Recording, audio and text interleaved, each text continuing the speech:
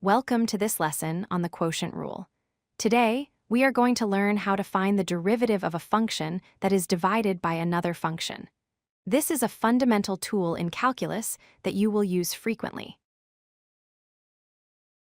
Here is the official formula. The derivative of a quotient is equal to the bottom function times the derivative of the top, minus the top function times the derivative of the bottom, all divided by the bottom function squared. It looks complex, but we have a trick to remember it.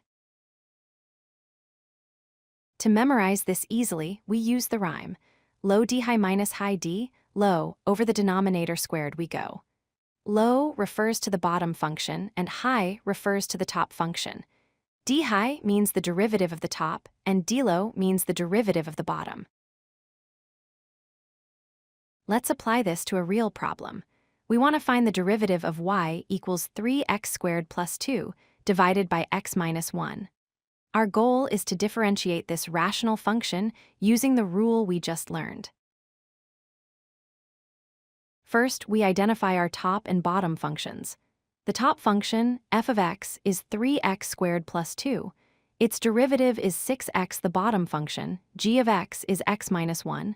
Its derivative is simply 1. Now we substitute these parts into our formula. Low times d, high minus high times d, low. That gives us x minus 1 multiplied by 6x, minus 3x squared plus 2 multiplied by 1. And remember, the entire denominator is squared.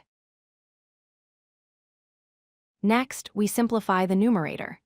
Distribute the 6x into x minus 1 to get 6x squared minus 6x, then subtract the second term. Be careful with the negative sign. It applies to the entire quantity 3x squared plus 2. After combining like terms in the numerator, 6x squared minus 3x squared gives us 3x squared.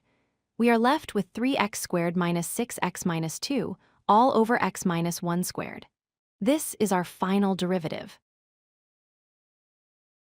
Here is the graph of our function. The blue curve represents the original function. The red line represents the tangent line at x equals 2. The slope of this red line corresponds to the value we would get if we plugged 2 into our derivative formula. To wrap up, remember to use the quotient rule whenever you have a fraction of functions.